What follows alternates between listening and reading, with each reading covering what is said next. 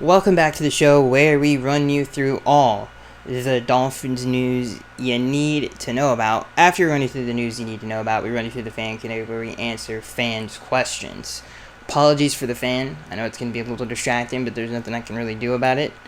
So this first news story comes from Pro Football Rumors, and there's a lot here. There's a lot of news stories in this one huge paragraph, so stick with me here. Again, this news story comes from Pro Football Rumors. There's no real headline to it. So this first piece of news, the Dolphins, again, this comes from Pro Football Rumors. I don't know, I have to say it a million times. The Dolphins drafted Tua Tagovailoa with the belief that he could be the answer to the 20-year question since Dan Marino. But Albert Breer believes that he will not be in the starting lineup right away, but at some point during this season he will be inserted. So I guess this news story is like, alright, as an update on, I guess, Tua's status, like a little refresher on that. They still don't believe, I guess a lot of people around the organization still don't believe that he is going to start right away, which doesn't surprise anybody. And I've said this a million times, Ryan Fitzpatrick is playing the best football of his career, which is a good thing, obviously. He played on a team, and we got to remember, he played on an offense where he was the leading rusher of the team. Okay, so you do not want to throw a rookie quarterback into that situation. In my opinion, you have to wait and see how much improvement you have from your offensive line, because it was abysmal last year. This was not a mediocre offensive line. This wasn't a little bit below average offensive line. This is one of the worst offensive lines that I have ever seen, especially running the ball. Like, pass blocking, it was not that bad. It wasn't as bad as it is in the running game, but as an all-around offensive line, it was one of the worst I've ever seen. So we have to jump from that. And if I was Brian Flores or Chris Greer, I would wait to see how much improvement we see from that group. And it would just be a bad decision on the leadership of the Dolphins to throw someone two in there right away into a situation like that. Excuse me. So, yeah, I think it's a wait-and-see thing. I don't necessarily think, even if Tua does outplay Fitzy in training camp, again, if I was Chris Greer and Brian Flores, I know I've said this a million times, kind of getting tired at this point, but I would wait until I see how much improvement we get from the offensive line. Speaking of the offensive line, we have an update on the offensive line. Again, this comes from Pro Football Rumors. On where certain people might play and what the Dolphins see the offensive line looking like for the 2020 season. So again, this comes from Pro Football Rumors. Miami is set at left guard and center spots with Eric Flowers and Ted Karras. We knew that, respectively. So it's good to see that that's kind of where the organization feels like those two are going. Beyond that, Barry Jackson of the Miami Herald says the Dolphins are still undecided as to whether second-round pick Robert Hunt will be a better fit at right guard or right tackle. If Hunt gets a shot at right tackle and performs well, that could bump 2019 starter Jesse Davis back to the interior or on the bench. Meanwhile, Michael Dieter will compete for the starting right guard spot and backup center slot. Okay, so there's a lot to unpack here. We knew that Ted Karras and Eric Flowers were probably going to start, so that's I don't think that's surprising any Dolphins fan. Let's start with Jesse Davis. I've said this a million times. I think he's a better right tackle than guard, and I think that is an unpopular opinion when it comes to him. I feel like he's a better pass pro guy than he is a run block in the run game. It's just my opinion. I've always felt that way about him. I think his skill set fits that tackle position more, and I feel like he's a pretty good right tackle anyway. And when you look at Robert Hunt, so let's move on to Robert Hunt now. Again, I'll reiterate what they said. The Dolphins are still undecided to whether second-round pick Robert Hunt will start at right guard or right tackle. Ever since I've seen him play, since we drafted him, I've always felt like he was a guard, just in my opinion. I think his skill set fits the guard position significantly better than it does the tackle position. He's better in the run game than he is at the passing game.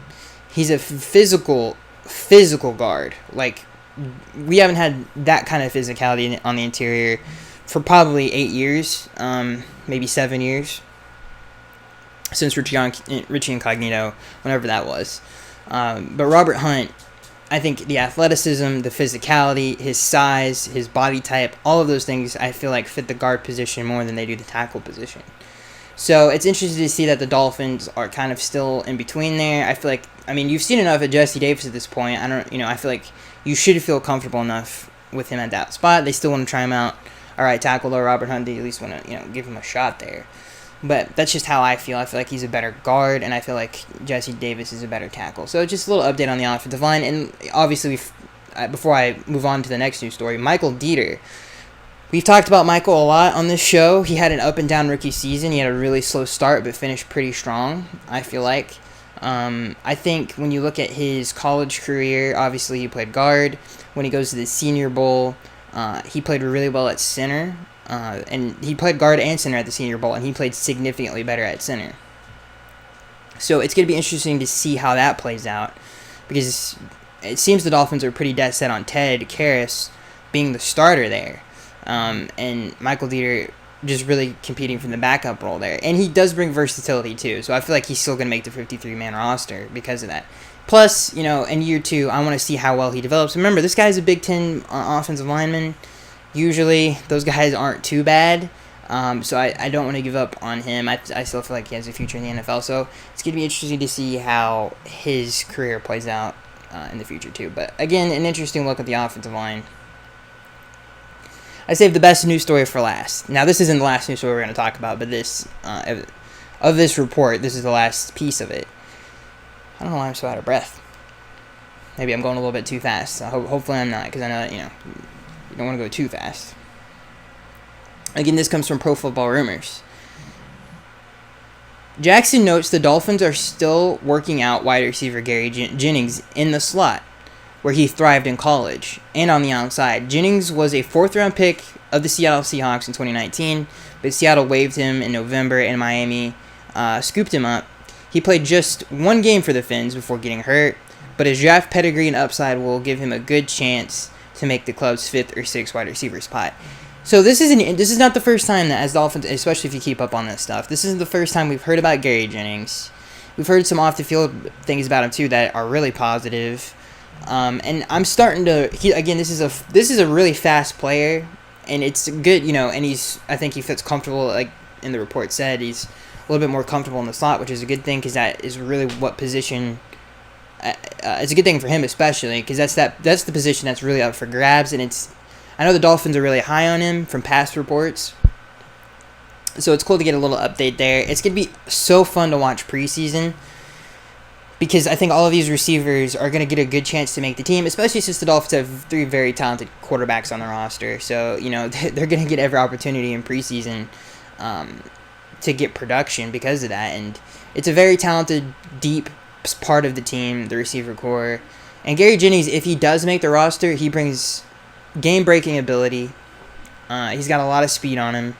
And again, like the report said, really played his best football in college in the slot, and that's really where the Dolphins need help. And he could be a good special teams player as well.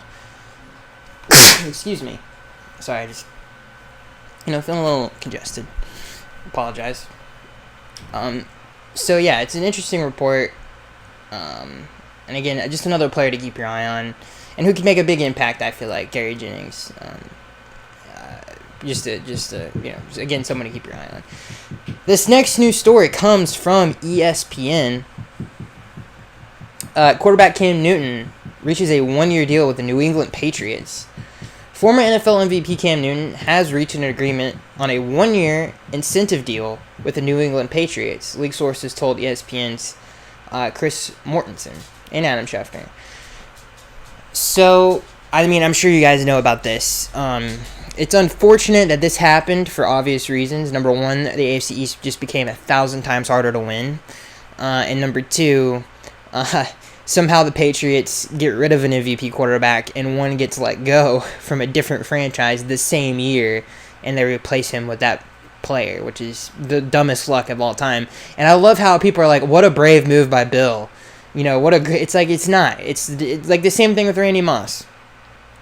Even though Randy was in a worse place, in my opinion, he was in a way worse place in his career than Cam Newton is. Cam Newton has just suffered some injuries, but when Cam is healthy, he's one of the best quarterbacks in the NFL, and it's just an unfortunate, and I'm sure you all, everybody listens to this podcast that are Dolphins fans. it sucks so bad because I really do feel like we had a significant chance to win the AFC East. I really did believe that before this move. And like I said, it just makes everything this much harder, especially if he's healthy. And we saw a glimpse of how the Patriots would use a mobile quarterback when Jacoby Brissett came in for Jimmy G and Tom Brady. So they know how to use players like this. Man, it's just a kind of a rough bit of news if you're a Dolphins fan. Because, again, I feel like the AFC East was so wide open. It was probably the most wide open division in the NFL. And it's just kind of a bittersweet bit of news because I love Cam Newton. And same thing with like Antonio Brown. And you don't want to see those great players just get cast away like that. It's not okay. I feel like, both of those guys have so much football left in them. And they're borderline Hall of Famer. I mean, Antonio Brown's a Hall of Famer, but Cam Newton, he has a great opportunity to make the Hall of Fame, especially with this second chapter of his career. He's a great quarterback. And this whole narrative that he was only good in 2015 is just the dumbest thing I've ever... Cam Newton overcame bad roster decisions and bad play calling and a bad offensive line his entire career in Carolina. Ron Rivera is an overrated head coach. He underachieved with that team. He had a 15-1 caliber football team, which has only been done two other times in league history, and didn't get back to a Super Bowl in the next 2 years. Both teams that went 15 games won multiple Super Bowls. And he failed to do that. I think I guess the Patriots didn't. Well, I guess they did afterwards.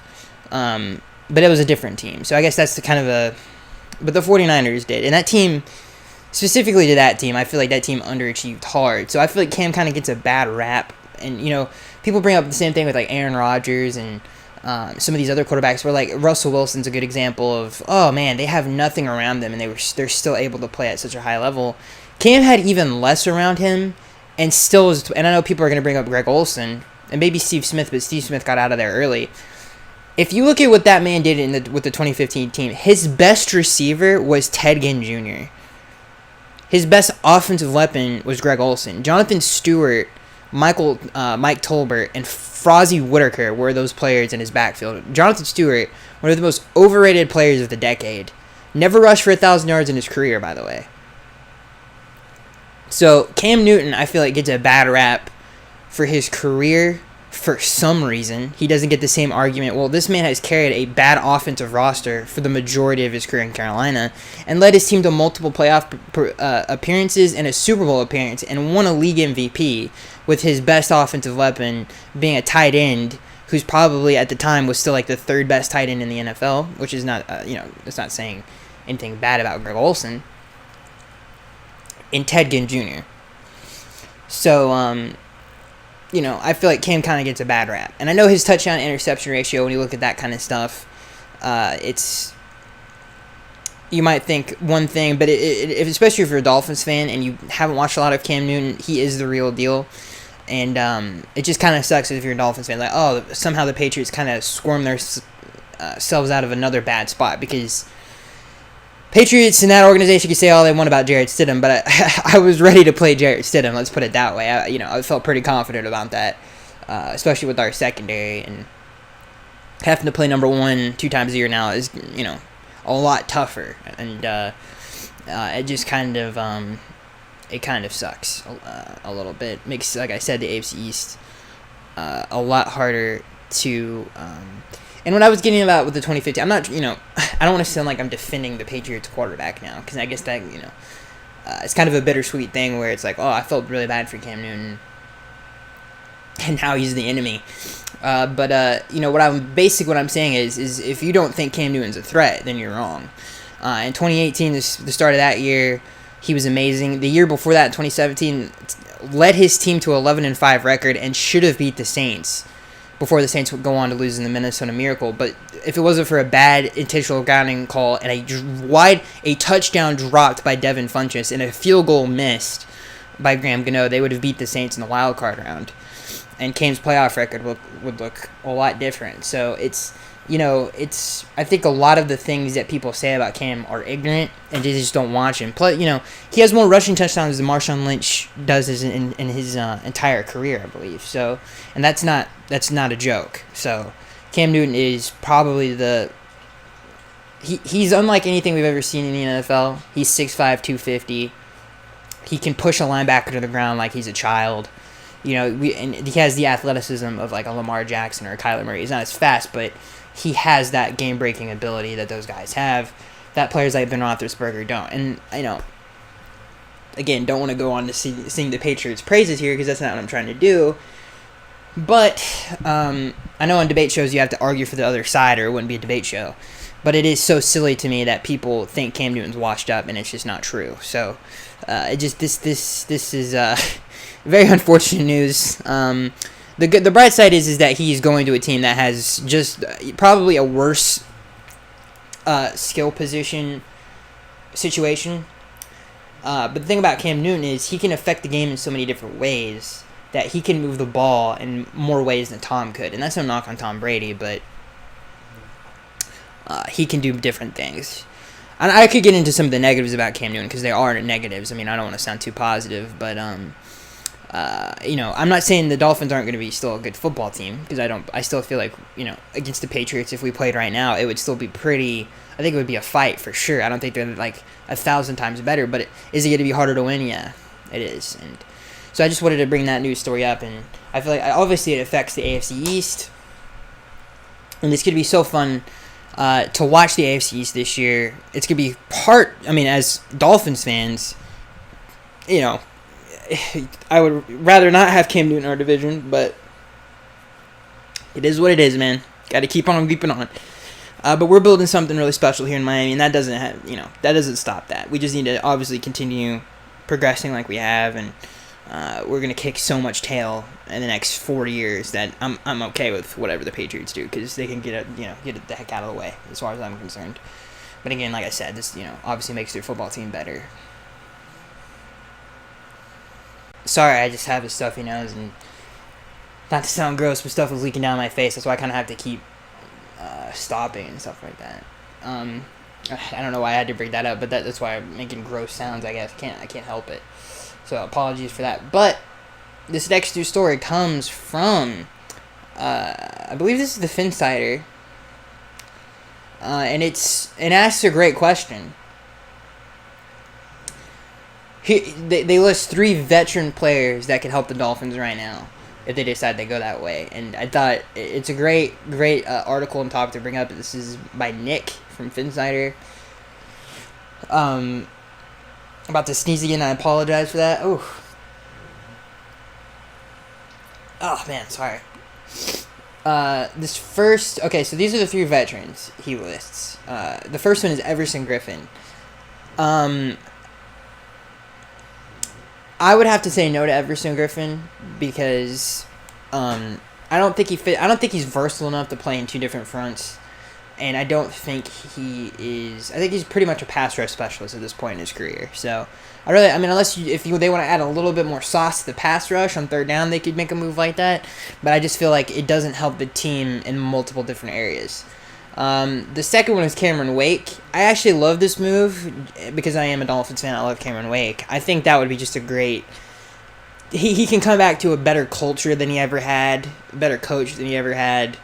The organization is just in a better place. And I feel like I would love for him to finish his career in that situation. And I think he could play like 2 more seasons. Like I think he could play this season and the next season as a pass rush specialist. So I actually really like that move. And would welcome that with open arms, obviously. That would be awesome. And the last veteran, which this is, to me, I think a priority, and this would actually be a great move for the Dolphins, is Jason Peters. Now, Jason is 38 years old. He's been in the league a very long time. And I think Austin Jackson, since he's such a young tackle, that not only would this help, and you can put Austin on the bench for a year and really just let him watch and learn from one of the best of his generation.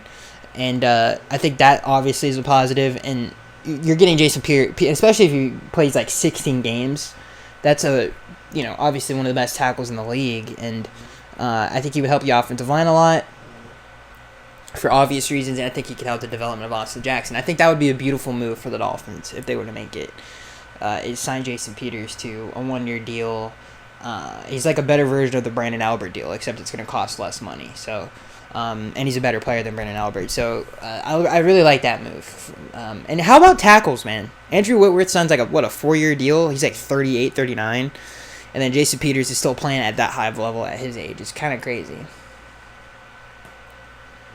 So that's it for the news, ladies and gentlemen. We got through it. I think we had 20 minutes of news, which is pretty good because last week we didn't have anything. And we got the fan Q&A to go. We got 14 questions to answer, so that should be fun as well. I don't know what I was wanting to say before we got into the fan Q&A. Yeah, like a bundle of great news. I would, one of the things that when I was, first of all, excited about Gary Jennings, because I want to focus on the negative with Cam Newton, but excited about Gary Jennings, excited about this team, obviously, and the offensive line, but I think the Cameron Wake situation, I would love for that to happen. For him to come home and finish his career, similar to what Jason Taylor did. Obviously, Jason was chasing rings to a certain extent at the time, and it obviously didn't happen for him. And then he finished his career in Miami, and then I feel like Cameron Wake would, just be a really nice end to his career. And I think he could be, a third down guy for us for this year and possibly the next. So I like that a lot. Oh God, I'm over here clicking different things. I apologize. All right, let's get to the fan Q&A where we answer fans' questions. This first question comes from SM. He says, "Pardon me, Mr. Skaggs. I'm gonna go off the rails with this hypothetical. You receive a call from the Jets. They are willing to trade you Jamal Adams and a first-round pick for Josh Rosen and Coach Brian Flores. What do you do?" I would say no. That would be a quick hang up of the phone. Plus, immediately after that, I would leak that information just to rub it in the Jets' face. Like, they really don't like Adam Gase, and Brian Flores is better.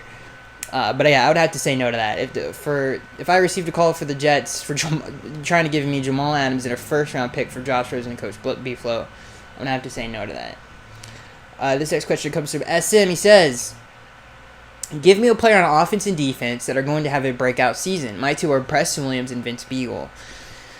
I said this before. I think Shaq Lawson on defense and I think Mike Gesicki on offense are both going to have really good years. I think Ryan Fitzpatrick, I guess it would be technically a breakout year, but I think he's going to have a great year too. This is a quick question. We're going to answer this very fast. I'm not going to spend like 10 minutes on this. This question comes from Jay Jegum or something like that. Like Eggum. He says, "Would you have done what Joel did at the end of The Last of Us Part 1, and why or why not?" I would have definitely done the same thing Joel did, to answer that question. Huge Last of Us fan. Huge Last of Us 2 fan. This next question comes from Ethan. He says, "Hey Skaggs, what are your thoughts on New England losing their 23rd round pick justified?" Absolutely it was justified. First of all, there is no other organization in sports that can do this stuff, and it just is like another day at the office.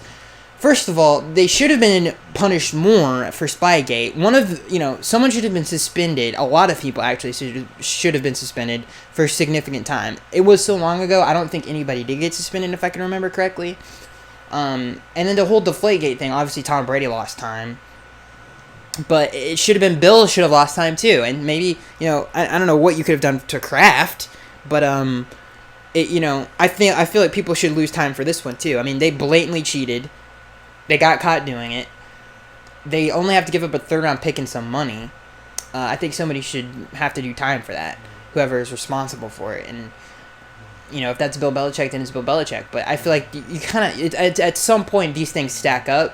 And how many strikes are you gonna have before something severe happens? And I feel like they should have been punished a little bit harder than they did get punished. This next question comes from Mark. He says, "Do you think we'll see more of the Mbiba defensive look this season, or was it just a wrinkle to compensate for a weak defensive front last year?"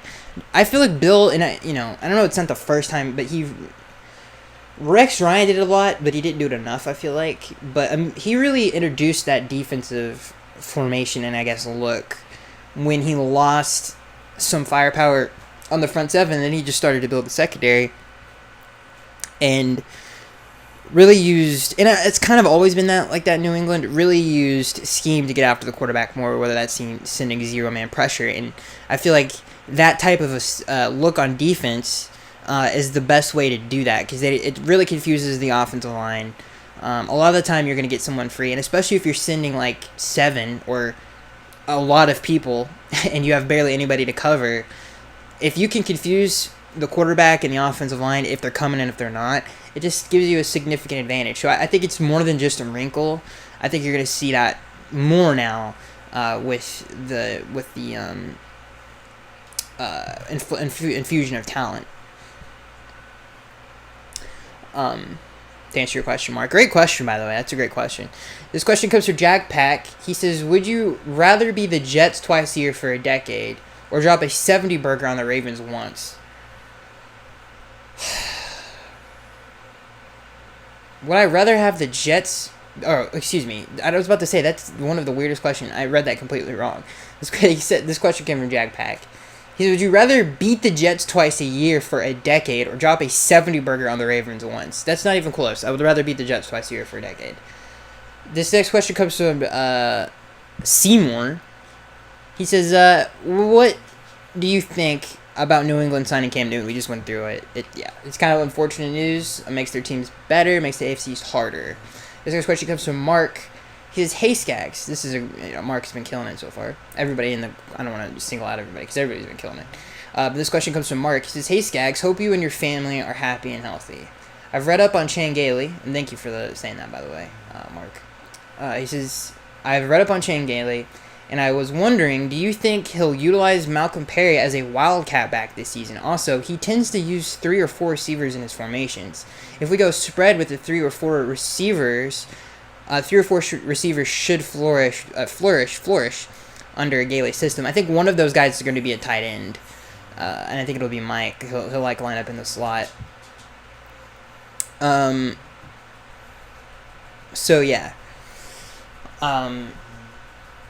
Yeah, I agree. What's the question? He says and he tends to use 3 or 4. If we go through, should yeah, they should. Yeah, and I think you're just 2 outside guys, slot, and another slot on the other side, and obviously traditional spread, or you just have a tight end in the spread, and you spread them out, and which the tight end will be lined up like he's a slot receiver, and then the slot receiver will line up like he's a slot receiver, and then it'll be like one to the right, one to the left. You guys know what a spread looks like. Yeah, I expect it to be like that, and I do think that they would flourish in that type of an offense.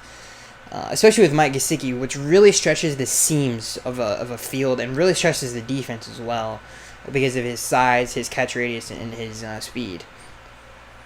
So lining up in a spread offense, I feel like it puts a lot of pressure on the defense and should open up the middle of the field, too. This next question comes from Sean Jacobson. He says, what is our defensive ceiling/floor? If you had to compare it to other teams' past defenses, example, ceiling Seattle Legion of Boom, legendary. Floor 0-16 Brown. It can't. I think the floor of this team would be the 2012 defense. I think that would probably be the floor. The ceiling, I would say, is and when I say 2012 defense, I mean the Dolphins 2012 defense with Randy Starks, Paul Soliai, Carlos Dansby, Kevin Burnett, those, Vontae Davis, Sean Smith, those guys. Vontae Davis wasn't on that defense, was he? He was traded. Was Sean Smith on the defense? I believe so, yeah.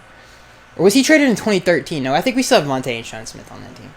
And we also have Rashad, who had one of his best his year. So I feel like that would be their ceiling, the floor, excuse me. The ceiling would probably be, I don't know, I would say from 15 to 10, somewhere in there. I could see, in terms of like an all-around defense, I could see us getting into the 10s. This next question comes from, if everything goes really well, this next question comes from Mark. He says, can you give us a rundown on the state of the offensive line, and who do you think will start on the offensive line week 1? We kind of talked about the offensive line already, Mark. I would say, who do I think will start? I would say, who do I think will start on the offensive line? I think, here's my offensive line. Austin Jackson, Jesse Davis at tackle, Eric Flowers, Robert Hunt at guard, and then I'll have Ted Karras at center. And I think, hopefully I'm saying his name right, because I don't think I am, but we'll just keep it going. This next question comes from SM. He says, which will be more fun to watch? The bridge quarterback, Ryan Fitzpatrick, to Cam Newton, or the young guns, Tua Tagovailoa, Justin Fields? And in case you're wondering, in this scenario, New England drafts Justin Fields in 2021. I mean, I don't think Cam's going to fall off a cliff, unfortunately. So I think you're going to see Cam for at least 3 more years. Unfortunately, I feel like that's probably how that's going to go down. But what's going to be more fun to watch? Obviously, the young guns, and I'm so excited to see where Tua takes us and stuff of that nature. And Brian Flores as well. And this next question comes from SM. He says, do you think the new YouTube comment setup is annoying? I don't really notice that, actually. So I can't speak to it. I haven't noticed it, so I guess it hasn't been that annoying. But really ended off on a non-Dolphins question. I apologize. How long did we do? We did about 30 minutes, half an hour. That's better than 20 minutes. Listen, we're really running on sticks and stones here, ladies and gentlemen. There's not a lot to talk about. The news is so thin. We're almost to somewhat of normalcy. In terms of the football world, we're closer than not to it, I guess. I think training camp was pushed back a little bit, but I cannot wait for that to start. It's going to be amazing. And it's cool because we're going to drop right into training camp. And obviously you hope your players have been, keeping in good shape. And I'm interested to see how the rookie stuff is done. I guess they're just going to be thrown into the fire as well. So that should be pretty cool. Interesting to see how that plays out. So yeah, that is it for the podcast, ladies and gentlemen. I hope you enjoyed it. I enjoyed making it, and I am Skax883, and I'm sorry for the fan. I know it's loud, and I will see you guys in the next one.